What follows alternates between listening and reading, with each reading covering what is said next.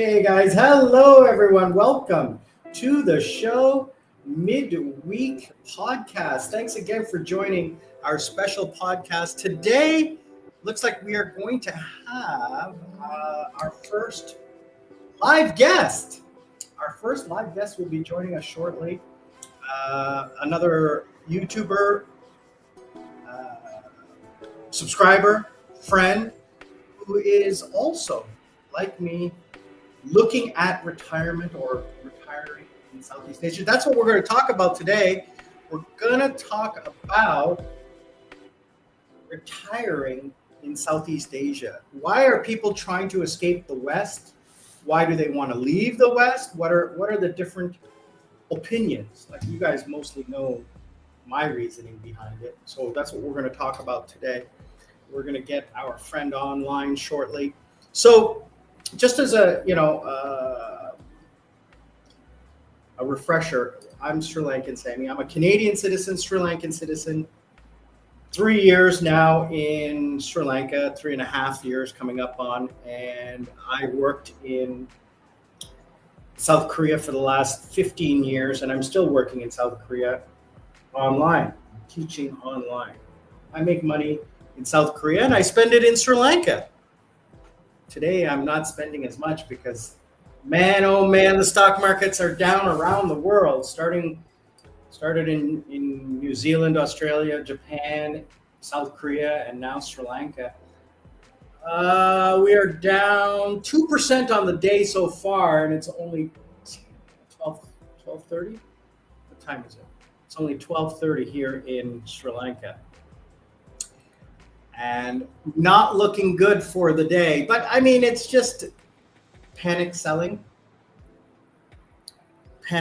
People not happy with the 44% tariff, but according to the analysis by the marketplace, it will have little to no impact on the Sri Lankan economy as a whole, albeit one sector, apparel export. That was going to have a small impact. But the government has promised to help that sector by introducing new markets, which is the smart thing to do. That's what you do when you have situations like this. But I mean, Sri Lanka is just a tiny piece, and this is not going to last long. You know, a trade war is just that. It's the first salvos are fired, and then negotiations happen, and then things return to normal. So the market yesterday was up 2%. It's down 2% today. So even Steven, I was up 1.5% yesterday on my personal account. I'm down 1% today. I think this is profit taking from the upward swing we had this last week. And it's going to settle down by the end of business today, by the close, or by tomorrow. We had a shortened trading week because Monday was a holiday. So yeah, I'm not overly concerned. Gold is up $12 US dollars an ounce. I'm happy with that. I have gold. I'm happy. I like gold. And my personal portfolio is up 40% since August. I'm a buy and hold. So I just got a dividend check like just a couple of days ago. So I'm happy. I'm more than happy with whatever's going on. Couldn't care less. One thing that is overly concerning for me right now is my vacation plans. I have, because of the Korean won exchange rate, which is hovering close to 1,500 Korean won to $1 US dollar. So basically $1.50 Korean to $1 American. It used to be $1.10. So like 1,100, 1,200. So like Korean won is like 1,000 Korean won is equivalent to $1. You move you drop 3 zeros. So like 10,000 won is $10. That's how I look at it when I was living there. But in reality, um, the buying power of a Korean won is that like $1, 1,000 Korean won is $1 buying power in Korea. But when I take it outside of Korea and it's only worth 50 cents, now I'm in trouble because it's costing me 30 or 40% more to buy the same vacation I bought a year ago. And it's just not worth it anymore. It's not a smart investment. Whereas, I spent $5,000, $6,000 on a month's vacation. Now it's $10,000, and that's just too much. It's not worth it for me. So, and again, that's because I like to fly business class. I like to stay in 5-star locations. I like to go on day trips and do luxury VIP. All that's a vacation. So now I was planning on doing August and October. October's out of the question. Forget it. October's not going to happen. Guaranteed. Not going to happen. So now I'm planning, am I going August for 1 week and then doing 1 week in Thailand with my buddies? And I'm looking at that pricing and I'm looking at it and I'm just like, even though it's Vietnam and it's really cheap, the flight is just ridiculous. The cost of the flight is cheap, but not when I have to buy it with Korean won. Because I have to convert it to US dollars, transfer it here. Well, no, I could pay for it with my Korean credit card. But it is, because I have to buy US dollars to go on vacation, spending money. And it adds up, and I'm just not ready to do that. So, and here's the thing, that is part of my retirement plan, was going on vacation. Now, and my friend was like, what if you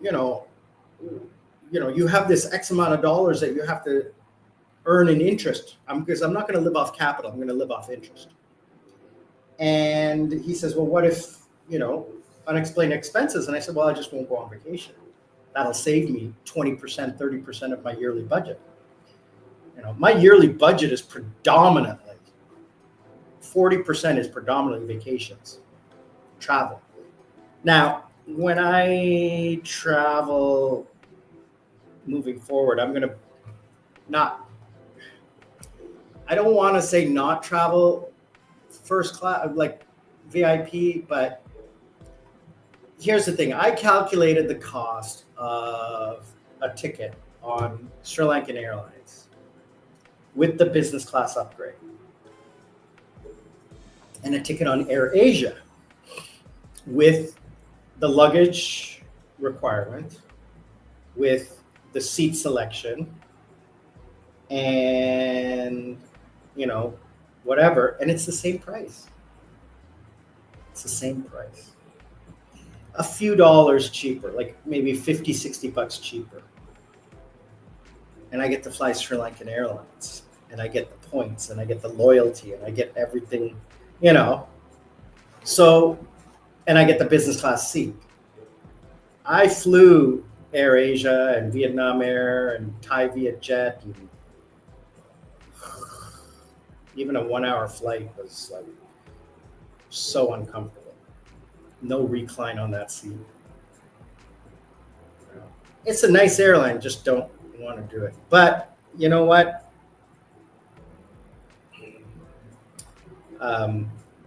That is something that I'll decide in the next 2 weeks, 3 weeks. I have till the end of the month to decide, because I have to buy my tickets and plan everything by the middle of May. So Lady Sarah, I'm going to talk with her by the end of the month and make a decision as to what we're going to do. Right now, it looks like just depends on the economy. It depends on my schedule. I'm leaning towards not going on vacation this year. I'm leaning towards not going on vacation. I mean, tomorrow I'm going up north with mom and dad. We're going to Anuradhapura and then Madhu and Adams Bridge. Taking a motorcycle. I'm taking a motorcycle. Mom and dad are driving. So it's going to be 4 days, leaving Friday morning, returning Monday afternoon. In May, I get like a long weekend, a 5-day long weekend. Maybe I'll take a trip down south. Maybe in October. Maybe in October when it's the Korean holidays, I'll have less work because everybody's going to take the week off, right? Maybe I'll travel somewhere in Sri Lanka, maybe go up to Jaffna, right? It depends on where the monsoons are.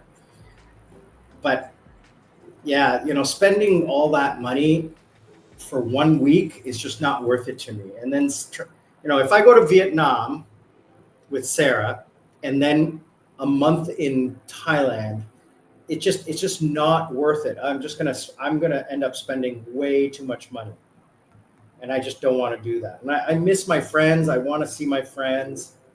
I can sacrifice this vacation and go in January of next year. Silver Trekker, hey, good to see you. Thank you so much for joining the Sri Lankan Sami family. I really appreciate it. Can you remind me where you're calling in from? Really appreciate that. Today's panel, hopefully my other friend is going to join us. I'm just going to text him, see where he is. Hopefully he's having some technical problems. Yeah, bad day on the stock market today. Oh, here he is. Okay, he's typing. What is he typing?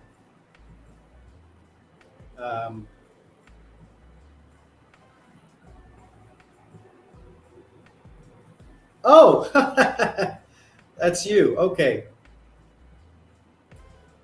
Silver Trekker. All right, there you are. Okay, click the link and join.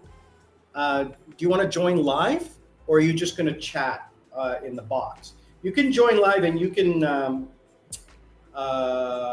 join like without video and just do audio. Okay, if you don't want to show your face, right? So click the link that I sent you, and then we can talk about this retirement plan. All right, yeah, great, buddy. So just click the link I sent you in WhatsApp, and then I'll add you to the live stream. That's great, excellent. So Silver Trekker, I'll let him introduce himself. I'm going to introduce myself now while he gets logged in. Again, I'm Sri Lankan Sami, retired, semi-retired, Canadian Sri Lankan citizen, living in Sri Lanka with mom and dad, working in South Korea online. And why did I choose this? Well, why did I choose to leave the West?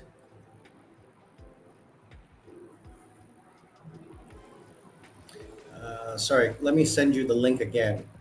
It's this link right here. I sent it to you in WhatsApp. You just click on that. All right, so I was saving money. I've been debt-free for, I'm gonna go like 13 years. There he is. There we go. Here's our friend. Hey, hello, everyone. Good morning to you. Good afternoon from Sri Lanka. Yes, 8:15 here in the UK. Morning. Yes. Good morning. How are you? Okay.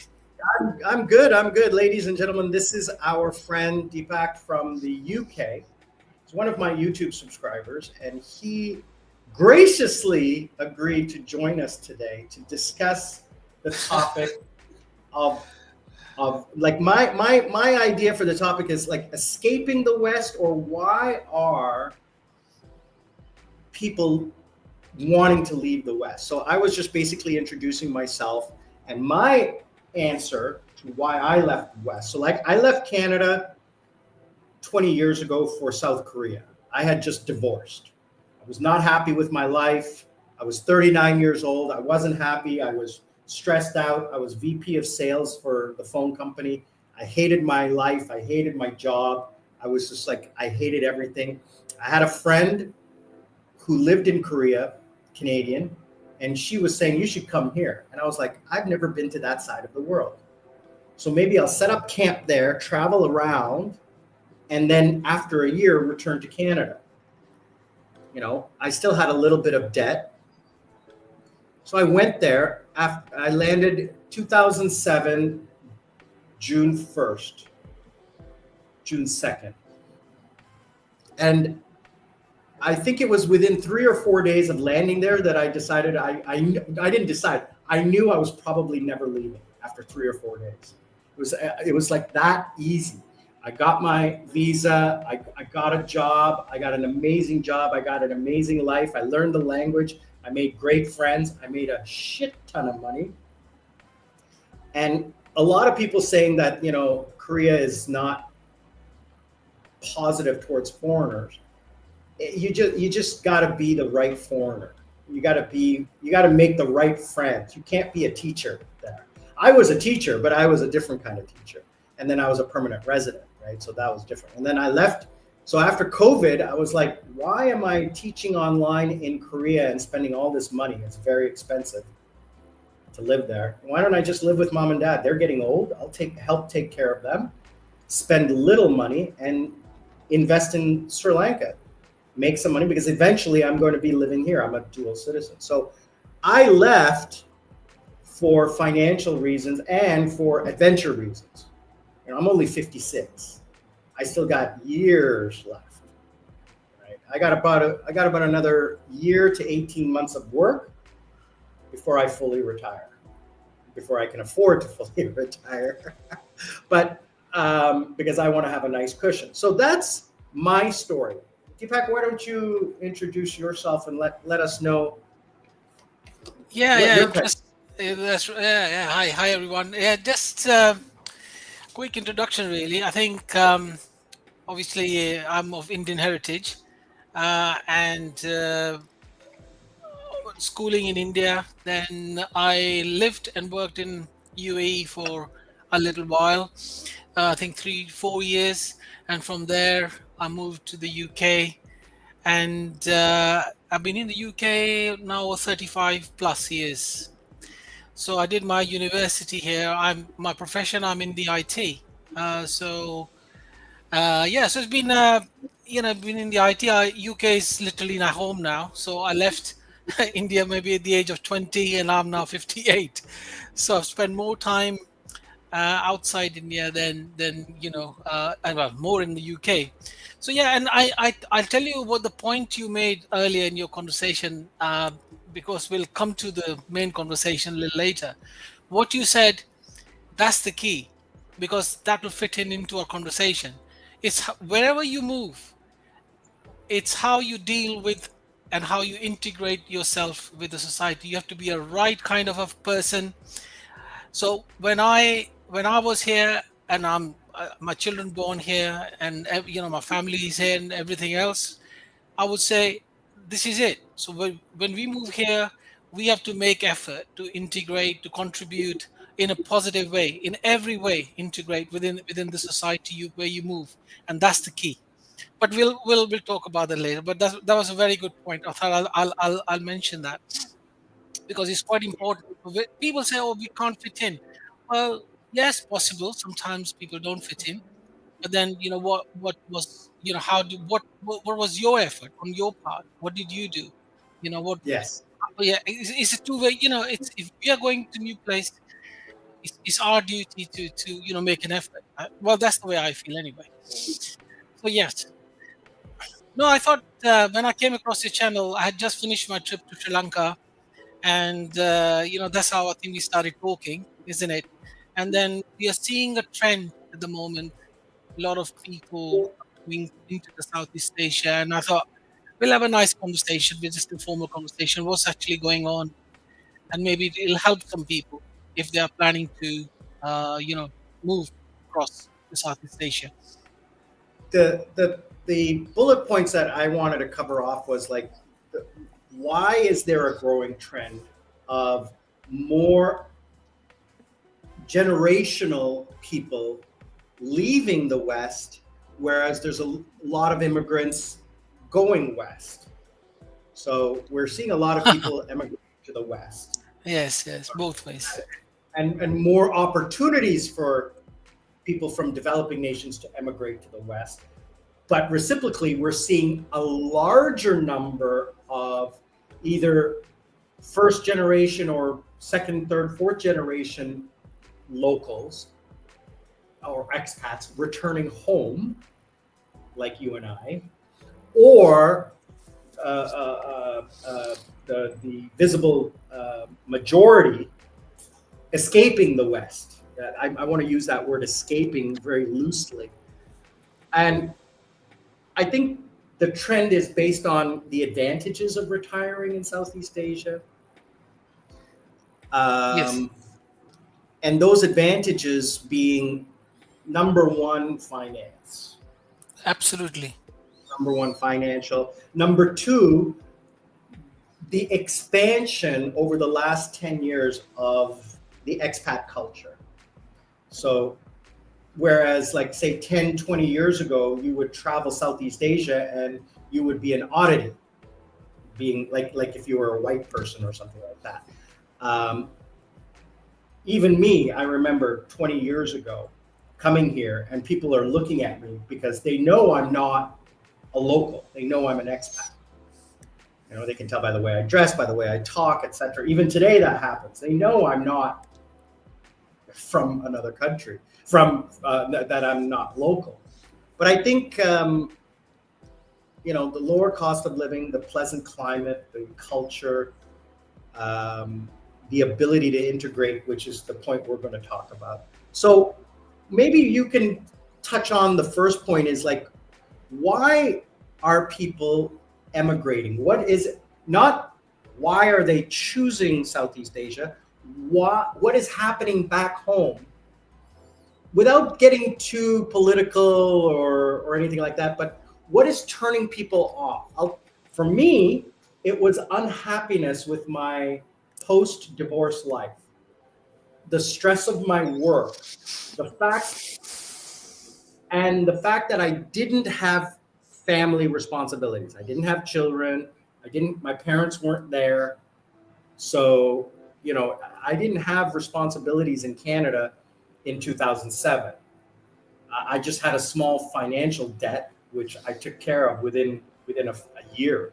So I left because I wasn't happy, not for any other reason, but I've always been a traveler. Can you expand on what's going on in the West right now in Europe, in the UK, that is turning people off? Yeah, I mean, it's just a trend. I mean, what I've observed over last, I would say 5, 10, maybe 10, 15 years, like what you said, we are human beings, and sometimes there comes a stage in our lives where we want something new. Like in your case, you wanted something afresh. So that is also one reason, the divorce or some sort of a personal, the rat race, the daily rigmarole of people get fed up. Yeah, that is one reason, and a lot of people do move because of that reason as well. They said, we had enough, let's move somewhere, start a new leaf, a fresh chapter. That's one I've noticed, especially on the social media. The other bit, obviously, you also covered, that is the financial reasons. I think now the cost of living, especially last 4-5 years, but even before that, I mean, it's becoming quite expensive. And I this is my personal opinion, obviously, and I will see this trend increasing because in the UK, generally speaking, the public services are good, but you see there's a decline, especially in the healthcare. Although the government is trying the very best, but there is a general decline, and if you listen to the conspiracy theories, I think the idea is in the long term they will phase out the NHS, and they will actually go the American way. You pay for your medical insurance, and you have a basic healthcare, and that's it. So that can happen. So that's another, like, but the just decline of public services. So a lot of people, and especially in my age, I'm 58, maybe 60. They think, let's go somewhere where we can get, like say Thailand, for example. You want your teeth done, or treatment, dental treatment, or even basic. It's quick, isn't it? You pay the money and it's done. So that is also a big reason. And I think in my case, I come in the UK, and I'm sure the UK is known for its weather. so a lot of people actually move because of the weather as well. It's just come to October, November till It gets harder on the body as you get older. it's hard at the body. You need the sun, and you want to be happy alive. It's just like so dark, and it's damp and cold. A lot of people moving because of that as well. So there are a few factors in there, and this is generally the. And I don't. You said political, but some things are realities. And there is a new term here, Sammy. They're saying broken Britain. I don't know if you came across I've never. this. No, Yes, yes, okay. So what people are saying is that the Britain is broken, all right, and it's because of the policies of the political elite, so to speak, the politicians. They're really, the idea is that they're really ruining this country, basically. And without going into left and right of things, I'm sure your listeners would know what I'm trying to say. And it's really, some people are really fed up, and I, in some way, I agree with them. I really do. They're really messed up in a lot of areas. I mean, you mentioned about high immigration. UK is a small island. The amount of illegal immigration you get. I'm sure you must have seen on the boats people crossing the English Channel, thousands, and it's ridiculous, really. So, and the way they're handled. So, those policies, people are getting fed up, and that's having an impact on social services, on NHS, on general quality of life. So yeah, I mean, it's not too bad. I mean, I don't want to be all doom and gloom. England is, UK is still one of the very, very good countries to live in. I heard something very interesting and this kind of sums up everything that you're saying. The Western Europe and North America is a good place if you're rich. It's a very bad place if you're poor. Rich and young. If you're a citizen and you're poor in one of these Western countries, it's a god-awful place to be. So I think your point hits the nail on the head. The same thing in Canada. I don't watch the news because I hate the news, but I see it occasionally on social media, and the situation is that, and I saw this happening in Canada 20 years ago. After the fall of the Soviet Union and the Iron Curtain fell, we had a lot of Yugoslavian immigrants, refugees, a lot. Canada takes in a lot of refugees because we're a big country and we didn't have that much of a population in the 1980s. Our population was like 25 million, 27 million. We're now 33 million for a small country. Habitable land. Habitable, yes, correct. Yes. And so we had a huge Yugoslavian emigration, and I learned from that they bring their problems with them. Not only them, but other cultures as well. And when the war started, it was happening in the streets of Toronto, and then it also was happening with the Sri Lankan Civil War. It was being fought out in the streets of Toronto. Toronto has the largest. Canada has the largest Sri Lankan community in the world, because accepted a lot of Tamil immigrants, and those immigrants from the 1980s now have 40-year-old kids who are Canadian citizens, who are born in Canada, raised in Canada, never been to Sri Lanka, but they remember what their parents have told them, and now those people are in power. They're elected officials. Yeah, same here. Same here. Yeah. So you see the politician, when you say politics, I think the reality is that politics is a business. It's not an altruistic movement. It's business, right? And if you look at it as a business, when you're a politician, your job is to keep your job. Well, how do you keep your job? Well, you get votes. Well, how do you get votes? Well, you cater to the people who have the biggest voting bloc. In South Korea, the first people that the president goes to see is the seniors community, because they're the biggest bloc. Korea is a super aged society. Yes. It's 60% senior citizens. Wow. Okay, I didn't know that. Yeah, 60%. We're super aged. There's only two countries that are super aged: Japan and Korea. And we're talking 52 million people. The size of Lake Superior, right? Yeah, So it's a small country with a huge population and a higher GDP than Canada. They make more money per person. It's a very rich country. In 75 years, they've gone from being one of the poorest countries to the 11th richest country in the world. Right? So their politics as well is a strange situation, because they allow non-citizens to vote.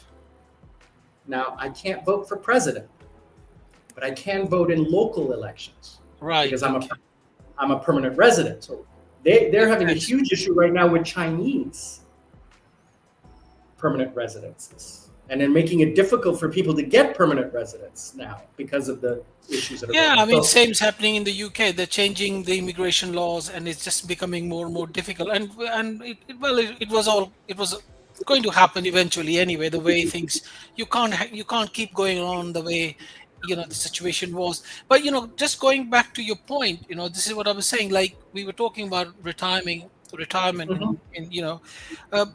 so situation, the domestic, obviously there is a dissatisfaction wherever you are in your home country, and then that's the reason you want to move. And you know what, one thing today, I was just thinking about it, that I still remember Malaysian government, about 20 years ago, advertising retirement villages.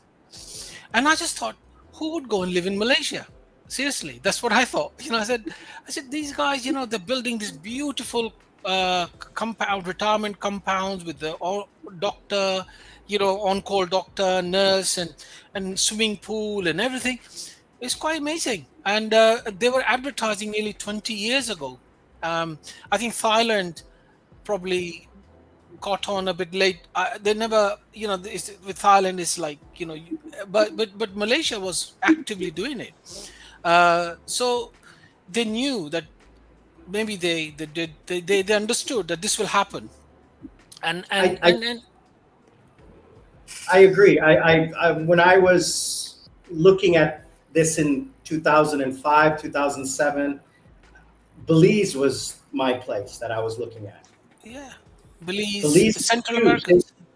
They have they're modern. And the first thing I looked at was their medical, and all of the retirement villages had medical facilities. Now, I think we were talking about what it is that people are being turned off about their home country. I mean, first thing is the cost of living, the degradation of services. There may be some political reasons behind it, but that's in every country. That's no reason to leave your homeland. But I think that one of the positive things that we need to also focus on is the fact that it's so much easier to live and move to a foreign country. Now, let me, before we dive into that, let me ask this question. I have uprooted my life as an adult 3 times. I left Canada, I left South Korea, and now I'm going to leave Sri Lanka eventually and like travel. So the first time leaving Canada, well, when I arrived in Canada, I mean, I was 7 years old. I didn't really have a choice. But leaving Canada was a huge, huge first step. Going to a country where I didn't know anyone, I didn't speak the language, didn't understand the culture, and I ended up living there for 18 years. That's a long time. Making a really good life. I had one of the, if you guys go back and look at my videos from 5 years ago, you'll see like I ran one of the biggest nightclubs in Korea. I was semi infamous is the right word.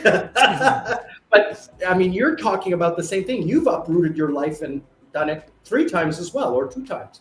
And now you're planning for the 3rd one. Correct. So yes. It's not that difficult. It's the fear, isn't it? I mean, it's always the fear of the unknown, because I see when I look at a lot of expats in Philippines, Thailand, Malaysia, Indonesia, the ones like yourself who actually made the jump, they're always saying this fear. And when you listen to the feedback, a lot of people don't move because, what if? The fear of the unknown, right? And yeah, I mean that's what we're hopefully gonna discuss, maybe today, maybe later. But like, choosing the right country is quite important, isn't it? And I'm not saying it's easy. I'm not saying it's easy, because you need to see the geographical location, the cost, that you got to consider so many things. And that's the reason I asked, we're trying to help people. Hopefully we can make more videos that trying to help people to, understand, or get a better understanding of, get more knowledge. Now, when you sent me the message about Sri Lanka, right? Moving to Sri Lanka.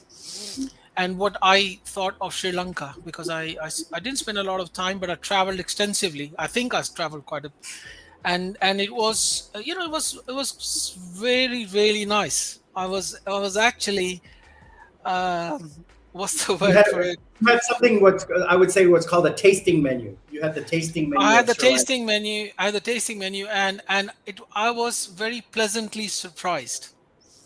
And the reason I say that is, if you are looking, whatever you're looking for a beach life, you're looking for a quiet life, or you're looking, you want to stay in the mountains, or you want to stay on the beach, or you want to stay in the city. I think, Sri Lanka has got that. Mm-hmm. Obviously, there are disadvantages. I wasn't that long enough, but I felt that, I could live here. Seriously, I fell in love with the food, the cost of living. You have to probably tell me, because at the time, inflation. Last time I checked, last year when I was there, everybody was complaining about inflation, so that could be a factor. But apart from that, and I've never been to the hospitals. That's another thing I think you covered in one of your videos about the hospital. But yeah, it's a very, very nice, friendly place. That was my first impression. The only reason I like it is because I'm a citizen here. So for me, I can come and go as I please, but I don't want to stay here. I want to get out. I want to get out at least 2 times a year and travel. Yeah, of course. It could be a very good base, isn't it? You don't have to. When you move somewhere, you live. Like, for example, if I'm in Southeast, let's say I move to Thailand, I won't just stay in Thailand all year. I'll probably move. I'll go travel. I was just about to point this out. A lot of people talk about, where should I go and stay and find my home base, rent a place for 1 year, get the retirement visa. No, don't do that. Here's an alternative. Travel with the sun. Yes, that's right. avoid the monsoons. You do not want to be in Thailand from late May till early August. You do not want, it's days of rain and flooding, and and humidity, and nothing dries. You put your clothes to dry and they never dry. And it's just god awful. Everything is, the floors are, have you ever had, have you ever had where you go and the floor is like all cold and misty because the air is so humid. The sticky, you mean? Yeah, I know what you mean. Like, everything is wet. Yeah. Because it never dries. And I'm going this month, by the way, end of the month. I'll be there. Well, if you're going to Thailand, it's Songkran, so it's going to. No. I think I'll be there on the 26th, and then for I think, and we had the conversation. I'm going to call. I'm going to speak to you about that later. But yeah, I mean, if Sri Lanka, you can do, and here's my point. You don't have to do the permanent visa you can do 3 months in Thailand. Maybe 60 days, maybe 90 days, depending on the new rules. Then you can do 90 days in Vietnam. You can do 60 days in Cambodia. You can do, if you stay in the Philippines, 3 years. Philippines, I know. Years. Yeah. I think they changed the rule now, isn't it? They said 2 months. Every 2 months you have to renew now tourist visa. The last time I checked, the maximum is 6 months. First it's 30 days, then it's 2 months, then it's 6 months, and then you can keep doing 6 months. But it is very expensive. It's about $100 a month. Yeah, of course. Very expensive for that visa. Not for the visa, for the tourist visa. For the tourist now, visa. You can get a long. But here's the thing. So I asked ChatGPT, these 4 countries in Southeast Asia, beach towns, where can I go at what time to avoid the rainy season? And it gave me a list of places. Excellent. Go. And a time zone to go where I will avoid the rainy season. Now you can rent a place, right? It doesn't have to be right on the beach. It can be 10 minutes from the beach. You get a scooter and you go to the beach. You don't have to sit. You're not on vacation. You're living. And flying from one of these countries to another is $100 and it's an hour flight. I don't have to do business class on Sri Lankan Airlines, right? So I calculated my cost of living for this 1 year adventure, and it's only about $700 a month. Yes. The thing is, I know you initially you might want to do that, you want to explore the region, but again, you do want a base, isn't it? Like I was looking at the Sri Lanka retirement visa, and it's fairly easy actually. I didn't, and I think, and I know when I was there, a lot of Russians. Can you get your Indian citizen or your Indian dual citizen, or you gave that up? India doesn't. Yeah, I gave that up. Yeah, India doesn't have a dual nationality. But you can't get that. You can't get that back. No, well, I have to give up my British nationality. But what I have is what I have is called OCI card. So which means that because of my heritage, I can.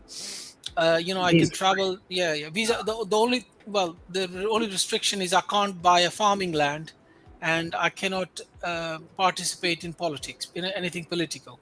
So two things I can't do. I'm not, or join or work in civil service. I'm not doing either. So for me, so the benefit is I can, because my parents' ancestral home is still in India, so I need to go there once in a while to look after it. But apart from that, I never knew that they don't allow dual citizenship. There is no, and you cannot. As I said, there's condition even for the OCI. There's a condition, So yeah, when as I said, when I went to Sri Lanka, I thought, this is very nice. Let me find out if I can, if there was a retirement visas. And I think because of the Sri Lankan economic situation, I think they are very favorable at the moment. If somebody wants to right now, go for the. the reason I just did a video just last week, why do I travel so much? And it's because I'm exploring, figuring out the cost of living, figuring out the realities. So, for example, I will never live in Subic Bay, Philippines. Never. Ever. Forget it. It's a beautiful place. The people are wonderful, right? The cost of living is okay. But because it's predominantly Americans, the prices are higher. You Yes. pay a skin tax there, all right? Because your skin is not Filipino, you pay a higher rate for everything. The rentals are more expensive. Everything is more expensive for foreigners. And I mean, I'm not saying I'm generalizing, but predominantly a lot of the expats who live there are people who used to work there when they were in their 20s and 30s, when they were American military, and they're trying to relive their youth days. So, I mean, I made a joke about it, but I don't want to make a joke about it, but it's just a lot of retirees sitting around drinking beer waiting to die.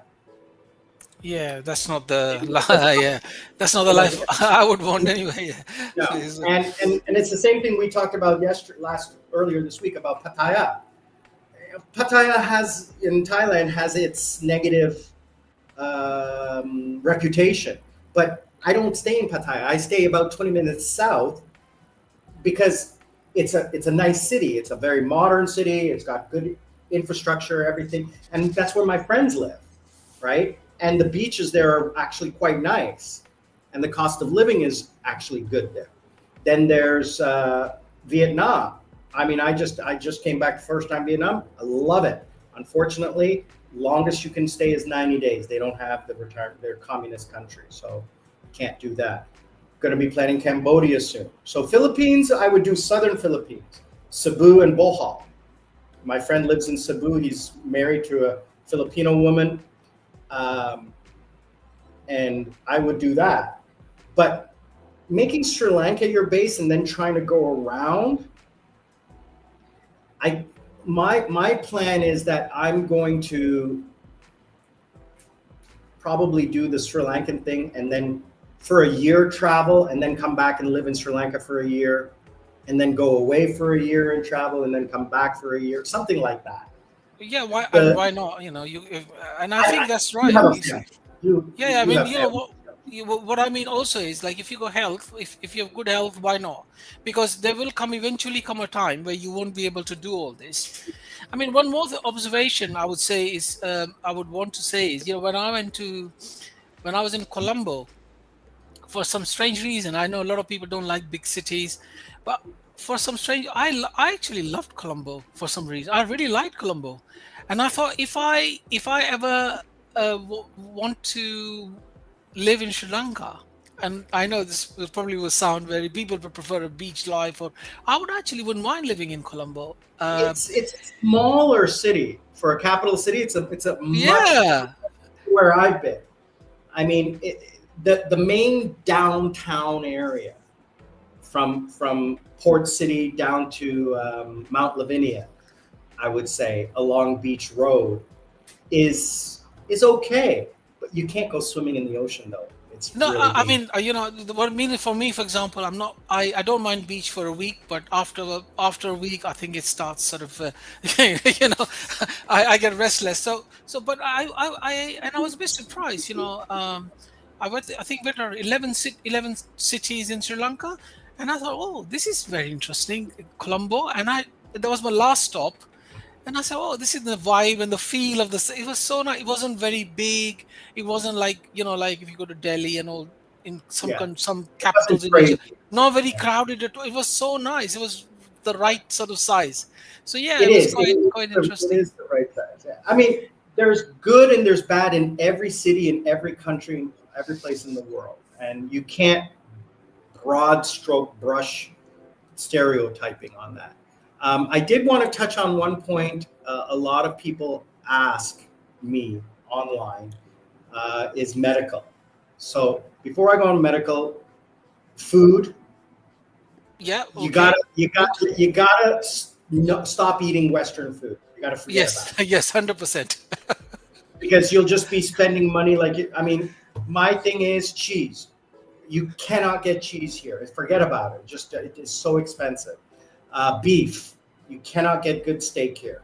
I have to go to a hotel and pay like $80 to get a half decent steak, and it's Yeah. frozen Australian. Yeah. Yeah. Uh, Importing high-end electronics or like luxury items like cell phones and dishwashers and fancy coffee makers that are imported, you're paying a premium because of the import tax. Cars are 300%. Yeah. Sri Lanka It's is. ridiculous. Yeah. Yeah. So it's ridiculous. So if you want to live a very simple life and an easy life, absolutely easy to do here. But yeah, you're going to have to get rid of that Western mentality and you're going to have to integrate. Whether it's Sri Lanka, Thailand, Anywhere. Vietnam, Yep. Philippines, you're going to. Philippines. The number one thing that I will tell everyone is forget about the Western food and forget about your Western comforts. Okay? You're not going to have your dishwasher. You may not have your microwave. The super fancy over the range microwave, right? You're going to have just the basic little thing. Get rid of all of that. The best way to integrate is to find yourself a maid and a cook Exactly. And a driver. and a driver, and you will just You're done. fall in. Now, And it doesn't cost a lot. no, it doesn't. No, it doesn't. Um, And the best thing is, one thing the Southeast Asian culture, people are very welcoming, very warm, and yes, very friendly. So yes. that's another big, that's the big positive, isn't it? That you go into place where people really want, and like Sri Lanka, even in India. India don't have by the way, India doesn't have a retirement visa. So they so they don't. Although I personally think that if a foreigner wanted, like you said, all the amenities, the cost of living in India is not that expensive actually, in comparison to Sri Lanka. I found Sri Lanka a little expensive, believe it or It, not. it, it, you were doing the tourist thing. That's why. Maybe, yes, possibly. All right. Possibly. You were doing the tourist thing. So, I've researched living. When I first came here, I was actually going to go move out. I not stay here. I was going to move. But then, COVID happened and everything. And I was like, I was thinking, why would I spend all this money? And I'm looking at the places and they were all like, I want that extra space. I want that second floor. I want the office. I want the full kitchen and the modern bathroom and everything. And I'm looking at the pricing and I'm like, that's ridiculous. Why would you pay that when I have it here at home? Oh yeah, of course. So, the one point that everyone asks, other than the food, number two is culture shock. You gotta have a very thick skin and an open mind. And you, like you said, you can't be afraid. I have no expectations. Yeah, low expectation. Every country has bad characters. Okay, there are bad characters in every country, and where large groups of tourists congregate, you're going to get large groups of bad characters. Yeah, try to stay away. Okay. Right? So stay away from where the tourists are. Now, you guys saw a video I did just before I left for Thailand, where I met another subscriber, Chris. We had drinks together one night. He arrived for a 6-week vacation where he rented a tuk-tuk and went on the back streets all around the island. And he had a wonderful vacation. He texted me a couple of days ago. He's just back home in the UK.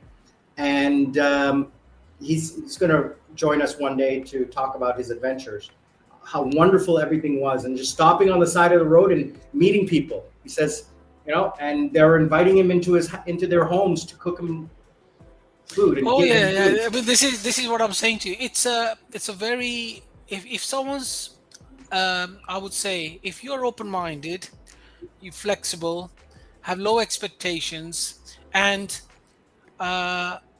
make an effort to learn the culture whichever country you decide.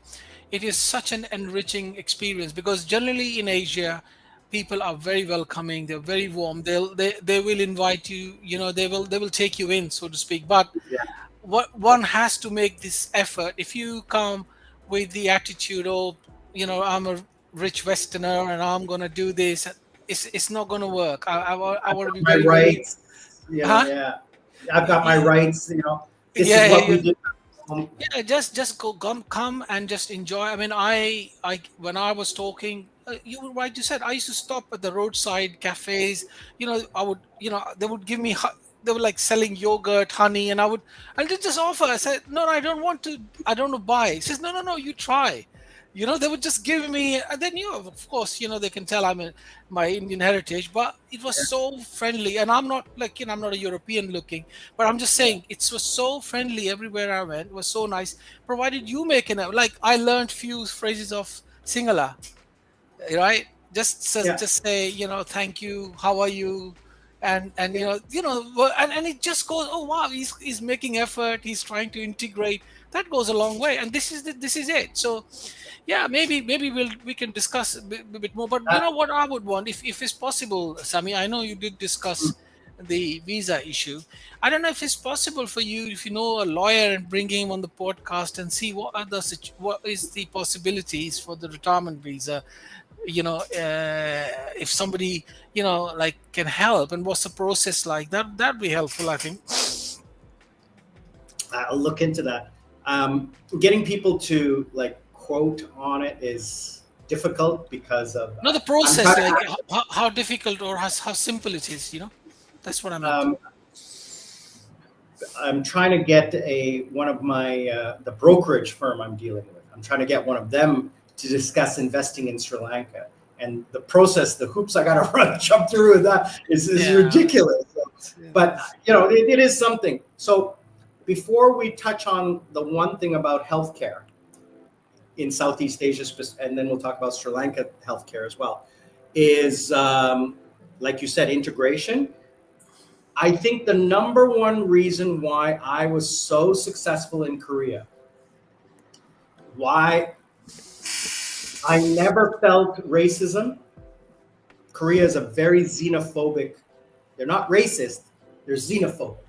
There's a big difference. They're xenophobic because they're 99% homogenous, and the only external culture they know is MTV. Okay, so the only external culture they know about Black people, Indian people, whatever, is what they see on TV. So that's their education. They don't have. So when they meet someone, they're automatically, oh, you're Indian, so you work in IT. Well, you do.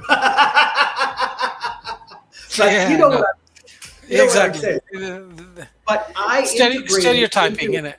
yeah, I integrated into Korean culture because I studied how to be what Koreans are. So I was in the subway, I'm very quiet. I don't eat or drink in public, right? I'm not loud.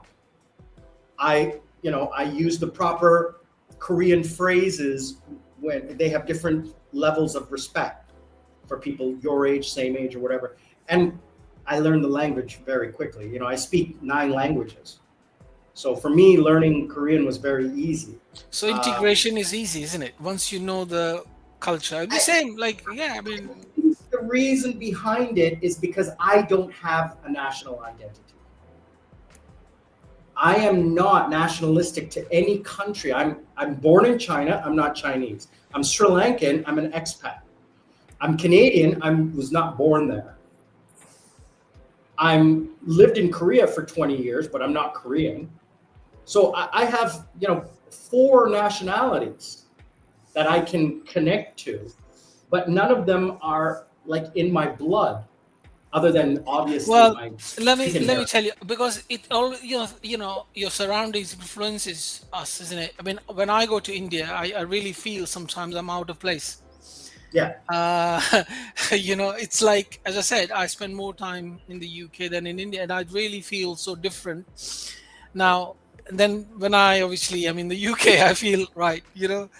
I look different. So it's, but yeah, let's not go there. But what I'm trying to say is, you're absolutely right about the integration. But what we can do is, if you can do that, that'll be wonderful.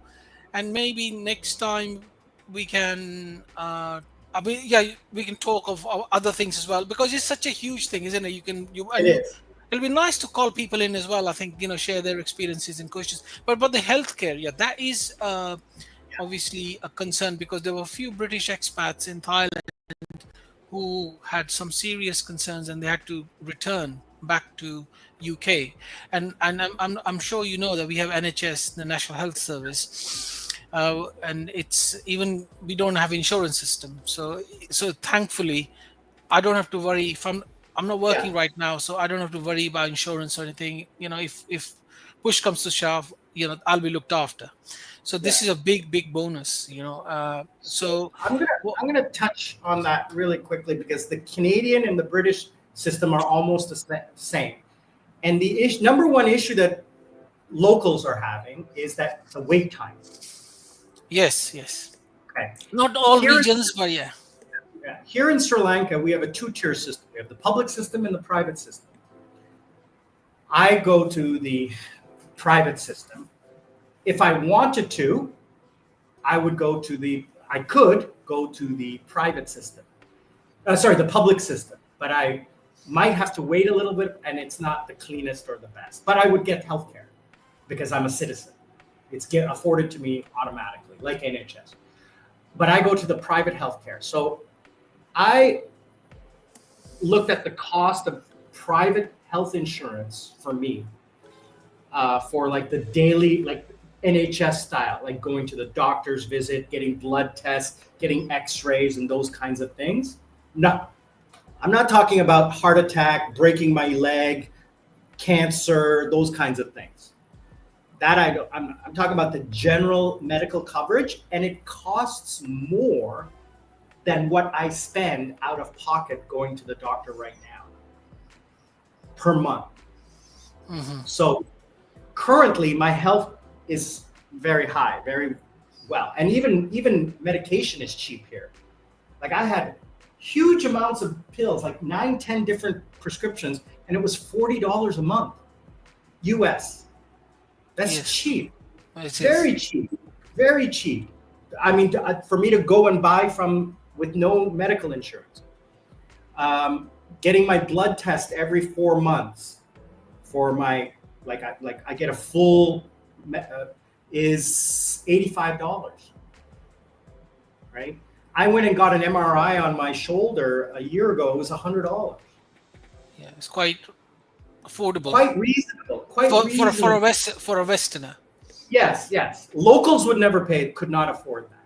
I mean, I went to King's Hospital, which is, the best hospital. One of the best eye clinics in Southeast Asia is right near my house. And they did a full checkup on my eyes and everything like that, because I'm -10 in this eye, So Yeah. I mean, you just to touch on that, because the image, for example, I know I was speaking to a couple of my friends who are living, and I said, why don't you go to India? Because let's say if in Philippines, the quality is not there, so they go to Thailand. And I was saying, yes, what people don't realize, that India has one of the biggest medical tourism in the world, yeah, South Korea, especially especially the south of India, the Bengaluru, the Chennai and all. They have one of the best, like heart hospitals, the transplant, for surgeries, and it's really. So I was saying, why don't? And I agree. Like even in Sri Lanka, it's probably the same. Some treatments are private really hospital. good. Yeah, and Yeah, you can pick and choose. So, but yeah, again, I would say that a lot of people, they in our situation, you reach a certain age, you start developing condition, the long term sickness, some people decide to go back. I know some people didn't go. There were few Thai expats, they didn't go. They actually they didn't go back. They didn't come to the UK. They said, this is it, this is my home, finished, whatever it is. like if you're talking about diabetes, dialysis, That's not a those are manageable But like cancer and stuff like that, and Yes. heart transplants, hip replacement, kidney transplant, brain tumors and things like that of that nature, you can get those done. But you have to look at insurance as I don't look at it as gambling. I look at it like this. Like if I pay people always say insurance is there in the event of a tragic no. Here's the thing. I'm 50, let's say I'm 55, let's say 10 years. And I spend $1,000 a year. That's $10,000. And I never use it. Okay? And it keeps going up as I get older. Right? And they only cover you till some of the plans, they only cover you till like 75. After that, you got no insurance. Now, I am very lucky because the home is in my name. So I get covered for life-ending health care under the home insurance. So heart attack, car accident, all of those things I'm covered under the home insurance. But I'm going to say this. If you maintain your health now and stay healthy and you have no chronic conditions, you can travel without health insurance. Very good point. People tend out to of ignore. pocket costs are this much. Now, I'm not saying go out and drive a scooter without a helmet and flip-flops. That's just stupid, okay? You're just asking for trouble, okay? Obviously have a credit card with a high balance on it so that you can pay for, medical expenses, emergency, if you do get into an accident. But, if you're going to live out there, the risk is not there. I've ridden a motorcycle in Korea. I've ridden motorcycles in Thailand, scooters in Thailand. If you're careful and you're observant, you've driven a car for 20 decades, never. No, I will not. Yeah, and what you touched that point is, I've learned it the hard way, to be honest, because I've realized that if you to enjoy retirement, you need good health. So health is not optional. You need to have a routine into your daily life to look after your health. And it's and one more thing I'll tell you, from my own personal experience, it could be different for others because I'm not a big drinker, and I try to lead a drama-free life. I was just about to get into that. The 3 things to stay away from when you're retired is the bars, the girls, and the drugs. And drama free. Your life would be drama free, isn't it? Oh my gosh. Everybody always say, oh, you're going to Pattaya, you're going to go, clubbing. I went once or twice. Not interested. And I was there for and I got a VIP table and I didn't talk to anybody. I just sat at the table, had a bottle of champagne, and then I went home, Yeah, look, what I'm saying is if somebody wants to take it out of the system, go for it, fine, it's okay. But I'm just saying well, you can take the club out of me, but you can't take me out of the club. So the point, no, but the way is I might go just for maybe 30 minutes, sit, atmosphere, but not really, for anything. But so what I'm trying to say is, health, again, you touched on, is very, very important. If you want to enjoy retirement in these countries, you need to look after yourself. Even here, even if you're living in the West, you need to look after health. Health it's mandatory, it's so important, and people tend to ignore it. And your mental, like you said, you get into that. This is what I did when I lived in the UK or Canada. I'm going to do the same thing over here. And it just doesn't work out. You have to change. Join the bloody gym, go for walks, go for swims, keep active. It doesn't cost a lot, So these are small things one has to, it's a lifestyle change, isn't it? Really, it's a have to positive mindset. But look, one more thing I'll tell you. I know we haven't touched on it, and I don't know if you want to talk about it. People, I've also noticed, middle-aged Western men going to mostly Western men, they're going and they find themselves a partner, which is fine. There's no problem. Yeah. I was going to talk about about that. Yeah, but maybe we can discuss that. But what I would say is, yeah, it's important to have a partner. You want to spend your life with someone. It's nice to share your life with somebody. But I think this is where one has to be careful. But maybe we can do that on the second video. I think it's a topic in There are, itself. there are a lot of pitfalls, and I'm single. I've been single for 20 years. I'm never getting married. It's tattooed right here. It's tattooed right there in Korean. It says never again in No. Korean. All Okay, right. Um, good enough. but here's the truth. I probably will find a partner, probably in the Philippines. It'd be easier for me in the Philippines because I can spend more time there. And the language, isn't it, as well? Well, I speak Thai and Tagalog, so Well, that's it's good. just that Thailand is just, you know, my friends have found love in Thailand, and my good friend Alex and his girlfriend Miley, who are also YouTubers, and I've known them. And the funny story is, he and I crossed paths in Korea without knowing each other. And his friends are my friends Right. because he was in the military. So we had crossed paths, but we don't remember crossing paths. But I was following him, and then one of my Korean friends said, "Oh, you're going to Thailand. You should meet my friend. He's a YouTuber like you." And I said, "Is his name Alex?" And he goes, "Yeah." I go, "How do you know him?" I said, "I've been following him for 2 years because he's my good friend." And so yeah, he just celebrated 3 years with his girlfriend, and they met. She used to cut his hair, and they're great. I have dinner with them every time I go out.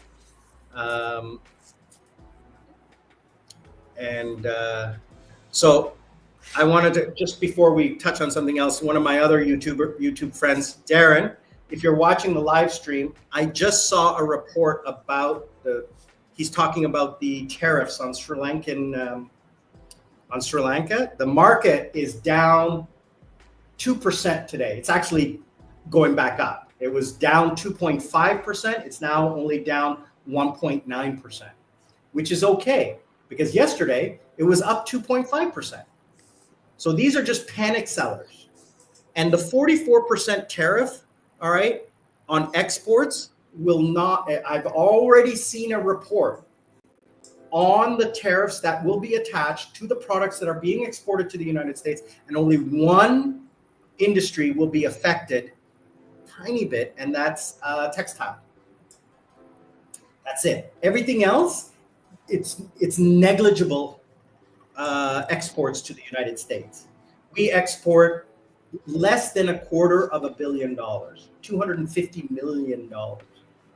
We import $3.5 billion into Sri Lanka. We don't export to the United States.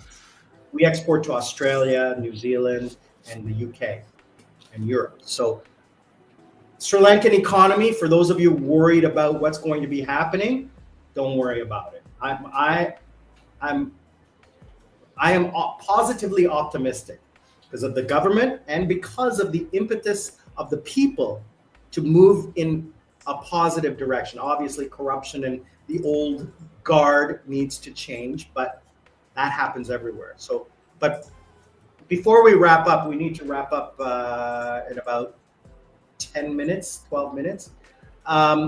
Before we wrap up, I want to conclude on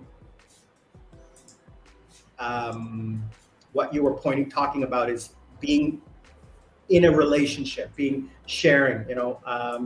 It's very easy to do, but you have to be careful financially and emotionally. I have stories to tell you, brother. You should go back in time. Go to one of my playlists, and there's a video. I used to do what's called love stories. Yeah. From my friends in Thailand. And there's this one great love story. Oh my gosh. This guy, he ended up spending money to get a visa for this Thai woman he met. And paid the lawyers and everything like that. He's American, but he was one of those ice road truckers or something like that. So he lived in Florida but worked in Alaska. And he used to drive the trucks or do the oil rigs or something like that. And he was gone for like 6 months of the year working, making tons of money. And then the other 6 months, he would live in Florida. So she was living in Florida. She ends up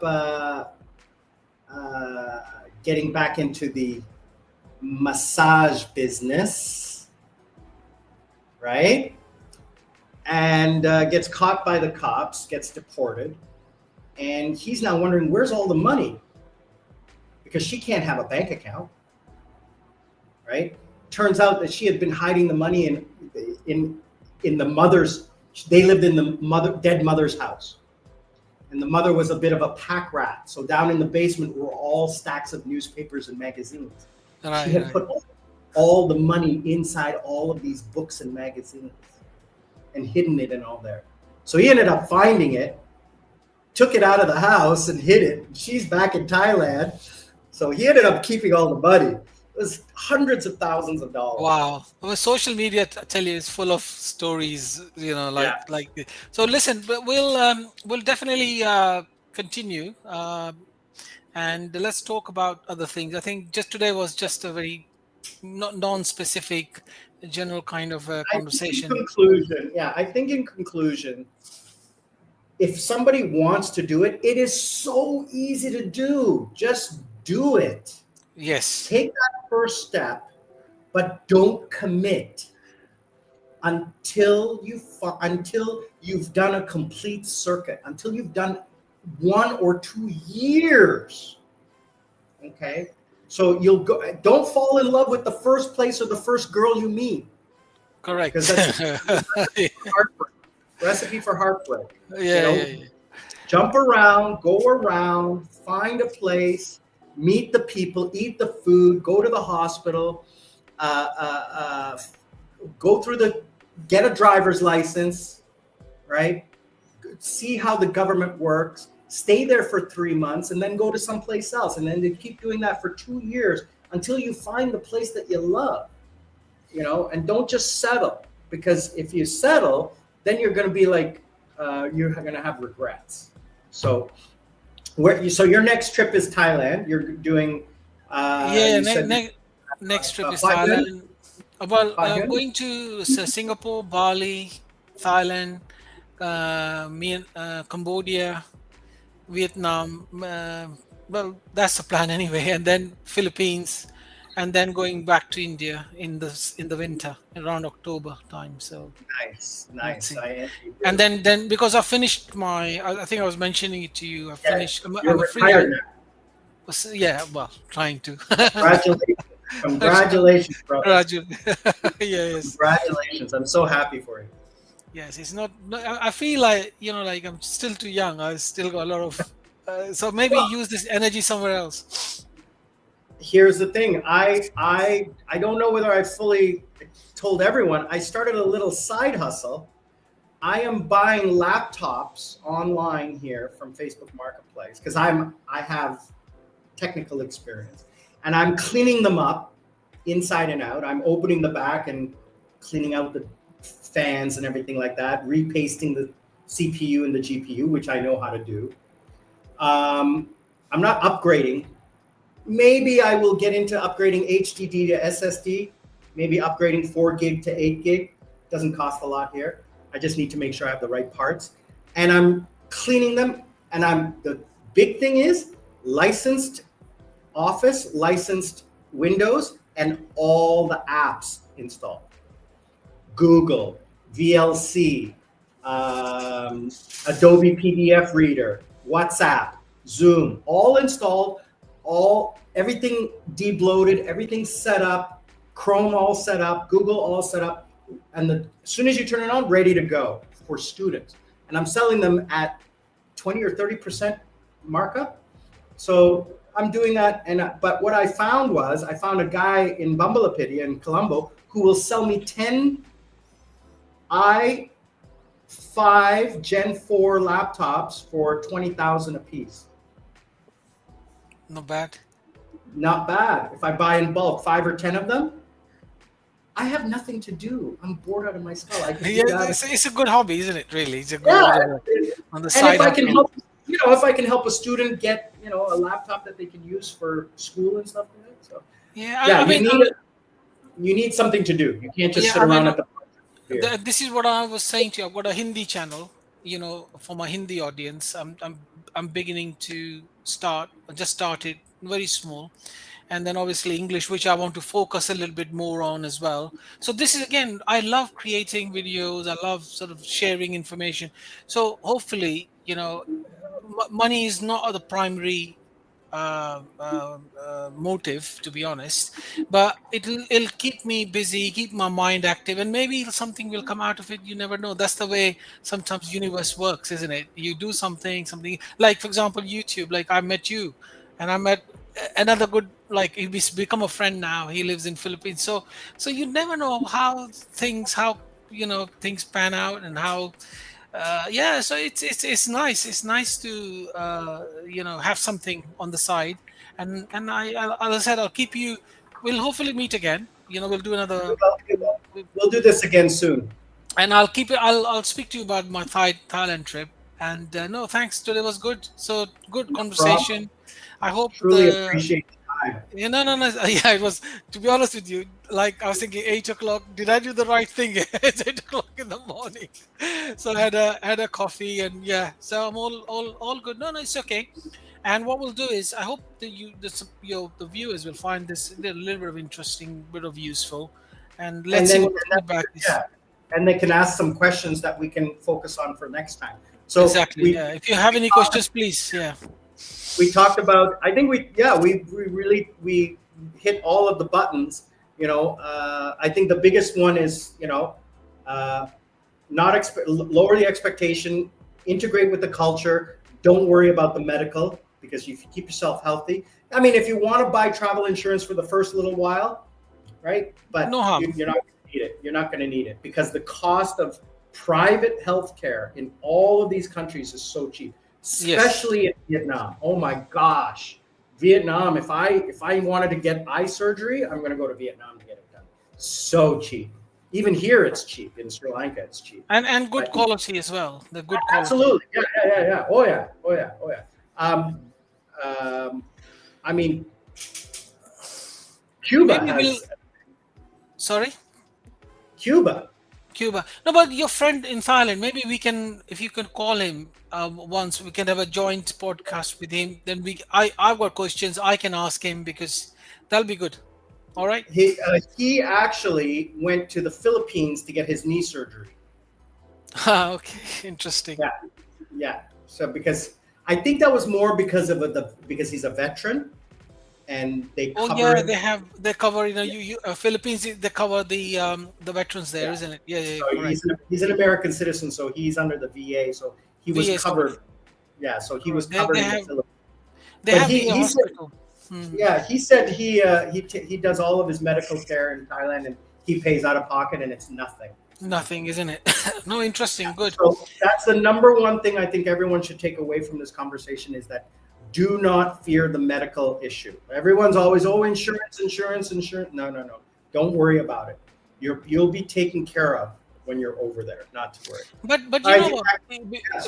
Just last thing I would say is, like, for example, if I'm moving to Sri Lanka and retiring there, I would, as a part of my information pack, so to speak, will do some research on which are the best eye hospitals, heart hospitals, different kind of hospitals available for treatment, and which is the nearest one. And if something happens, where to go. I'll try to do some, I would definitely do some research, whichever country I'm moving to. For example, moving Thailand, where I can go for my dentals, where I can go for my eye, where I can go for my knee. And so you're in Sri Lanka, the first hospital, King's Hospital. If you're in Thailand, it's Bangkok Hospital in Bangkok, or Bangkok Hospital in Pattaya. If you're in Vietnam, it's whatever government hospital is. They're all, because they're excellent. Excellent hospitals. Like you're not going to have to worry about anything. Wonderful. Everywhere I go, the first thing I do is I look on the Google map, where's the hospital? I just have it marked. So just in case I need to go and get, a finger cut or something, That's what I mean. It's always good to know your whereabouts, and yeah. Okay, listen, I have to go. All right, Me Sammy. too. Yeah.